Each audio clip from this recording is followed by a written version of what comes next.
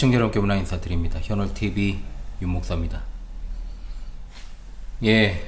금요 독서의 시간이죠. 오늘은 책 읽기 하기 전에 강의 한 편 하고 책 읽기를 다음 영상으로 이렇게 진행을 하고자 합니다. 그래서 금일은 영상이 3개가 올라가겠어요.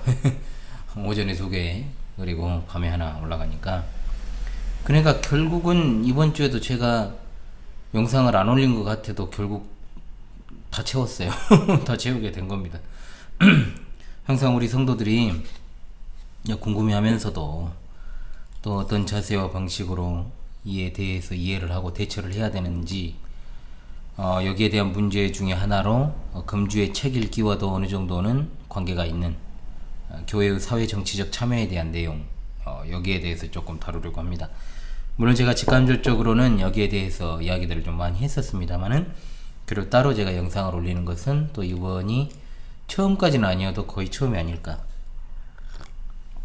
일단은 이 부분과 관련해 가지고 여러분들이 알아야 되는 것은, 현대에 우리가 이해하고 있는 선교 개념이라고 하는 것이요, 굉장히 변질되어 있습니다. 자, 이 부분에서는 이걸 이제 구체적으로 다루진 않고요. 제가 이 부분을 나중에 다루는 날이 올 것입니다. 오늘날 교회들의 어떤 사회 정치적인 관심, 또 행동주의적인 어떤 태도들, 여기에 대해서 우리가 어떻게 생각을 해야 할까요? 또 우리가 어떻게 이에 대해서 대처를 해야 될까요? 저는 분명한 입장을 가지고 있습니다만, 그래도 우리가 기본적인 자세를 확립하는 것은 굉장히 중요합니다. 우리가 어떤 원리, 원론 이런 이야기를 들으면 조금 고리타분하다고 생각할 수 있지만, 우리 기독교 신앙도 원리 위에 서 있습니다. 그리고 원론적인 이야기를 해야 됩니다. 그것이 바로 본질이기 때문이죠. 본질적인 이야기를 하지 않고 다른 문제를 이야기하면 당연히 그것은 왜곡된 형태로 나올 수밖에 없다는 거죠. 교회의 사회 정치적 참여라고 하는 것, 어떤 이런 개념 자체는 우리 정통 기독교회에서 나온 개념은 아닙니다. 이것은 주로 WCC와 같은 에큐메니컬 운동, 즉 종교 통합 운동 및 교회 연합 운동을 주도하는 자들로부터 나온 개념이죠. 그래서 그들이 말하기를 사회적 관심과 활동이 곧 그리스도를 신앙하는 방식이다, 이런 식으로 이제 주장을 해요. 아울러 가난, 그리고 어떤 경제적 불평등, 이런 문제에 굉장히 관심이 많잖아요, 그것들이. 이것이 이제 사회의 어떤 근본 문제이고 굉장히 논점이 흐려져 있죠. 그리고 따라서 이상적인 사회라는 것은 뭐가 되겠습니까? 모종의 사회주의적 사회다. 굉장히 어떤 공산주의적인 사회주의적인 발언들을 합니다. 그리고 실제로도 연대해 있고요. 또한 에큐메니컬 운동가들은 가난한 자들에게 먼저 우선권을 줘야 된다. 그래서 어떤 부의 재분배라는 어떤 개념에서 출발한 나눠주기식의 어떤 선심성 포퓰리즘 정책을 펴는 자들을 보십시오. 다 그냥 퍼주기죠. 퍼주기. 우리가 코로나 시대를 겪으면서 퍼주기 전략에 많이 국민들이 속았지 않습니까? 속았다고 생각하는지 아니면은 그냥 참 좋은 일이다라고 생각했는지 모르겠습니다만은, 어찌되었든 간에 그런 어떤 행태들, 그리고 또 어떤 투쟁이라고 하는 것 자체에 대해서 연대의식을 가지고 동참을 해야 된다. 그래서 단지 어떤 이론적인 변론만 하는 게 아니라 이 투쟁하는 것 자체를 강조하는 것이죠. 그래서 굉장히 확장성이 있고 또 굉장히 이제 응징력이 강한 것이 바로 이런 단체들이죠. 이른바 넓어진 선교 개념이라고 하는 오늘날의 수많은 자유주의자들, 그리고 에큐메니컬 교회 연합운동 종교 다원주의자들이죠. 그리고 또 종교 혼합주의 운동가들, 신복음주의, 그러니까 신복음주의라는 말에 이 신자란 말도 별로 의미가 없어요. 그냥 복음주의로 통칭을 하면 됩니다. 이런 자들이 주장하는 넓어진 선교 개념은 상당히 어떤 교회의 사회 정치적 태도에 그릇된 행태들을 오늘날의 현실에 낳게 되었던 거죠. 과연 교회 사명이 복음 전도 외에 현실 정치 그리고 사회 문제에 참여하는 것이 포함되어 있을까요? 일단 교회의 선교라는 말을 잘 이해할 필요가 있습니다. 자, 선교라는 말을 설명하라고 하면 또 제대로 설명을 못하는 사람들이 많죠. 교회란 예수 그리스도를 믿는 하나님께서 세상으로부터 부르신 택자들의 모임이죠. 모임입니다. 모임. 그래서 회입니다. 회. 모일 회자를 써서. 따라서 선교라고 하는 우리 한자어는 문자적으로 교회를 선전하는 것이다, 이렇게 해석을 할 수 있겠습니다만, 영어로는 선교가 뭡니까? 미션입니다. 미션. 자, 미션은 뭡니까, 여러분? 특수한 임무를 말하죠. 즉 사명이라는 뜻입니다. 그렇다면 여러분, 교회의 선교라는 것은 무엇입니까? 모임입니다. 즉 회로서의 교회의 사명이 무엇인가라는 문제가 되겠죠. 과연 하나님의 택자들이 모여있는 이 모임, 즉 교회의 사명에 복음 전도 외에 어떤 다른 사회 정치적 활동이 포함되어 있을까요? 역사적 기독교회는 항상 교회의 3대 본질을 어디에 두었느냐? 예배와 영적인 성장과 전도에 두고 있습니다. 자, 예배라고 하는 것은 무엇입니까? 교회가 하나님을 향해 가지고 있는 기본적인 임무죠.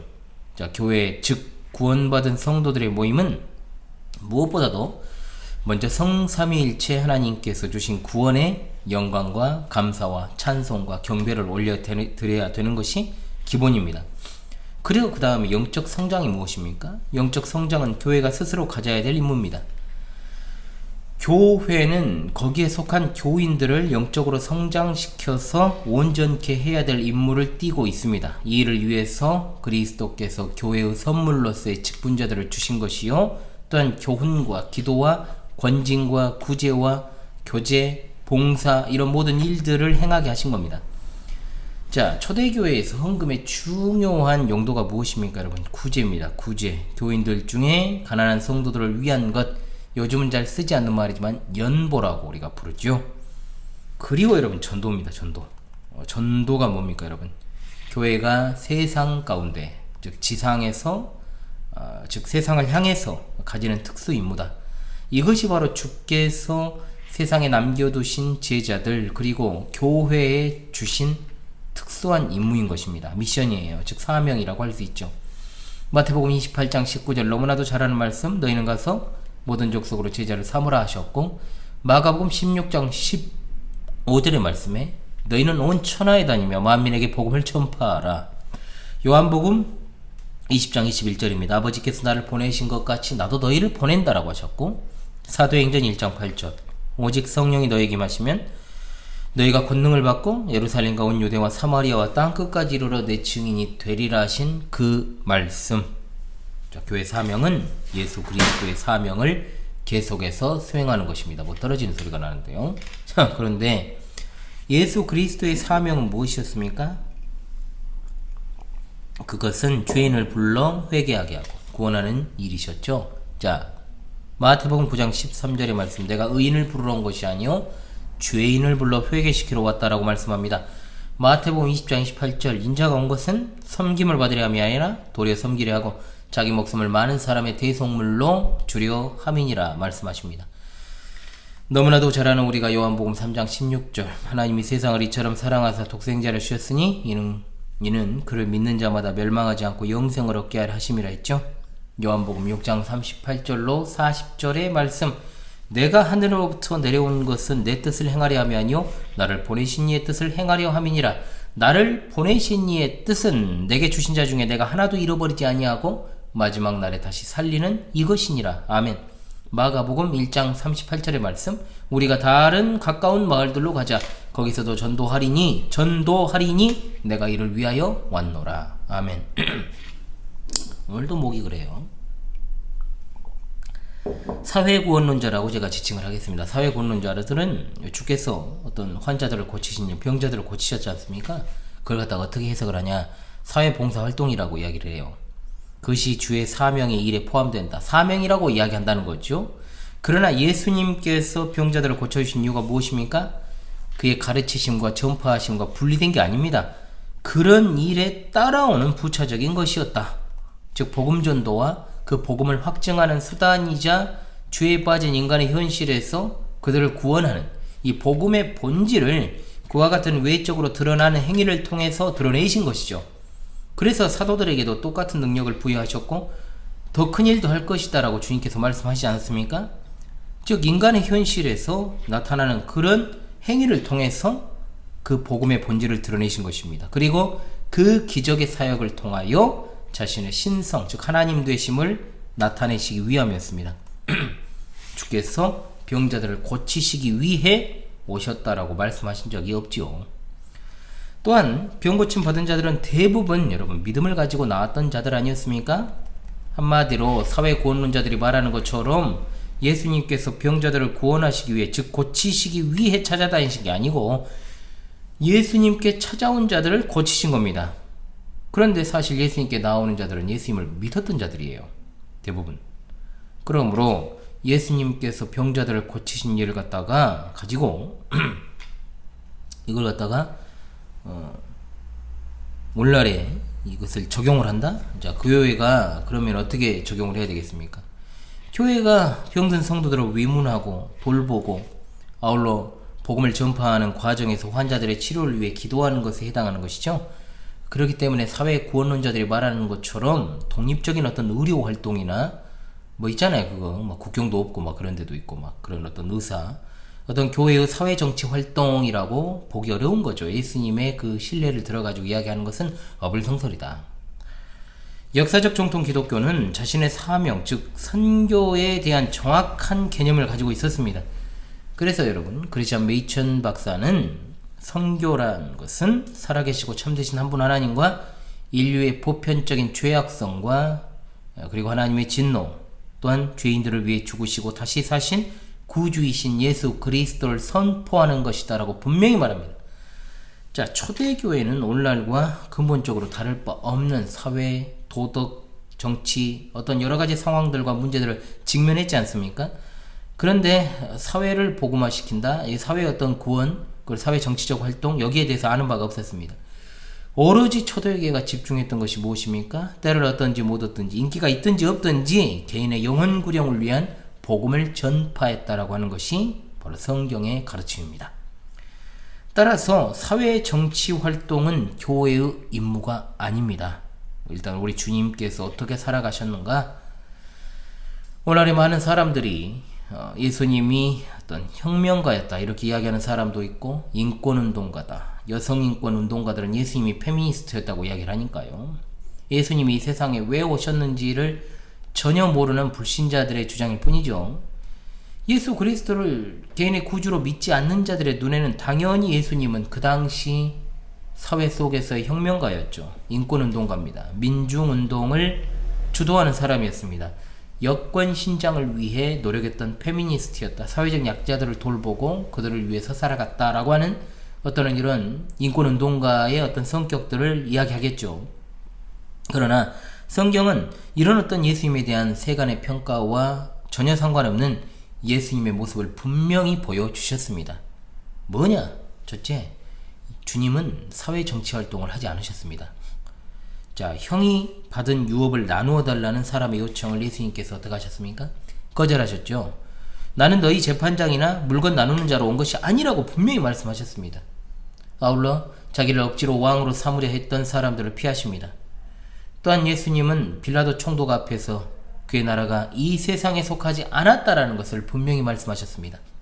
요한복음 18장 36절의 말씀이죠. 예수께서 대답하시되 내 나라는 이 세상에 속한 것이 아니라 만일 내 나라가 이 세상에 속한 것이었다면 내 종들이 싸워 나를 유대인들에게 넘기우지 않게 하였으리라. 이제 내 나라는 여기에 속한 것이 아니니라고 분명하게 말씀하십니다.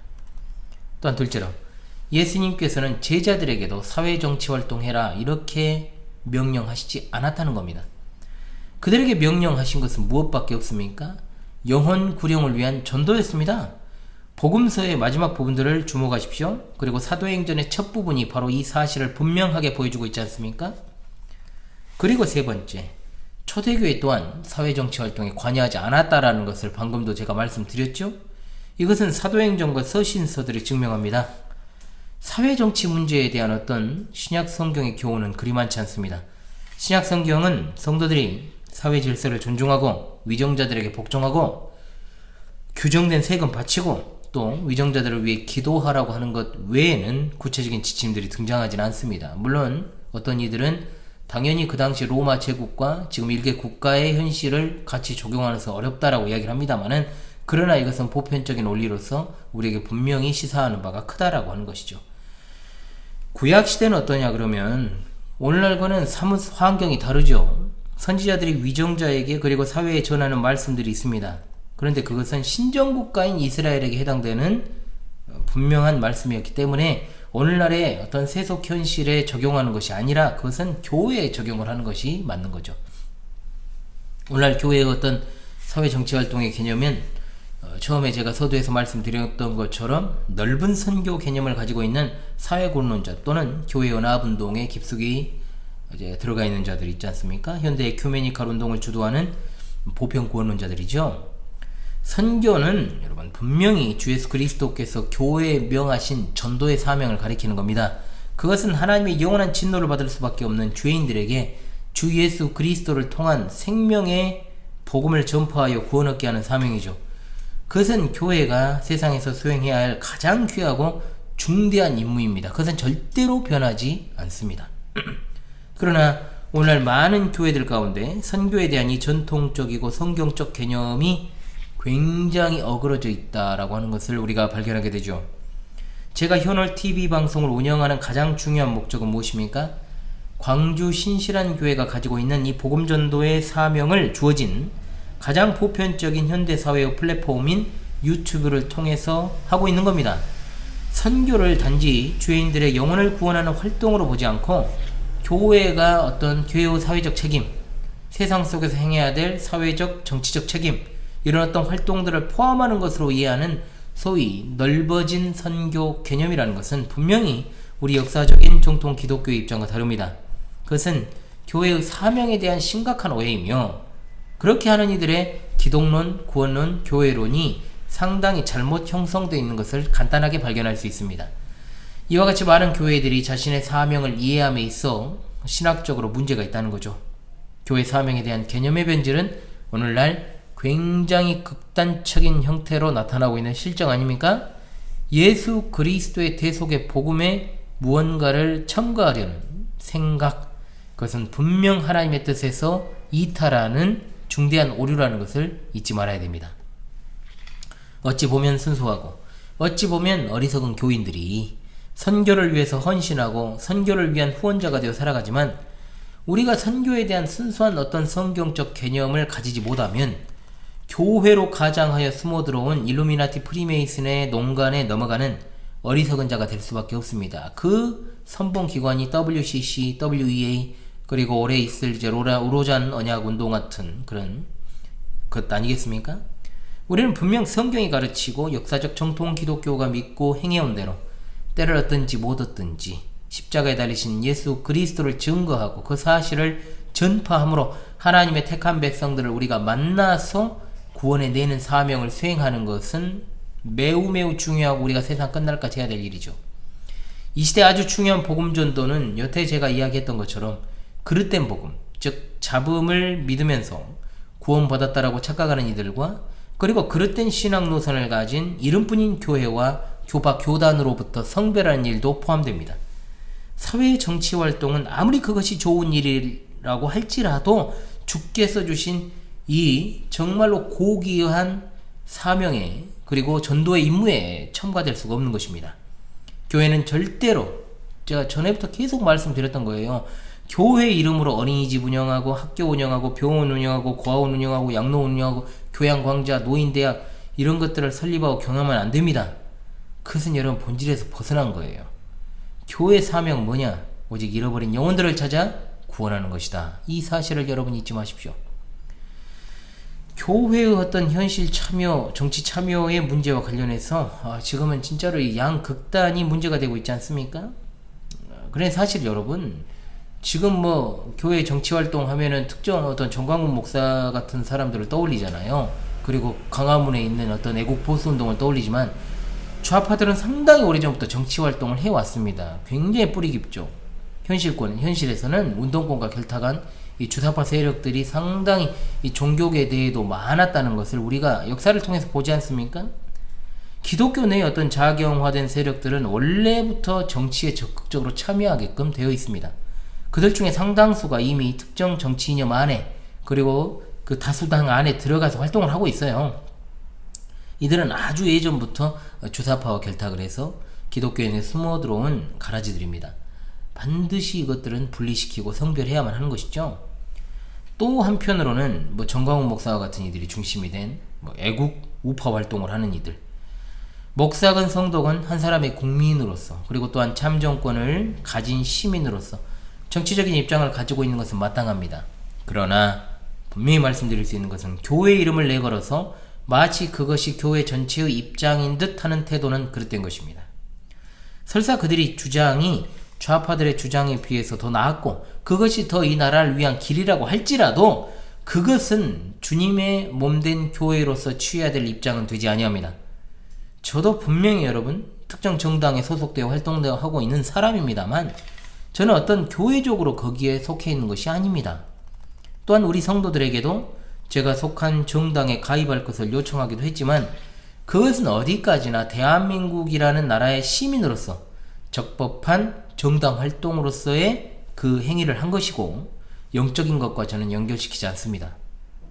어디까지나 목사로서의 사명은 주님의 몸된 교회에 위탁하신 양들을 위해서 하나님의 말씀으로 그들을 목양하고 성장시키는 것이요, 또한 하나님께서 택하신 자들을 불러 모으는 음성으로 복음을 전파하는 것입니다.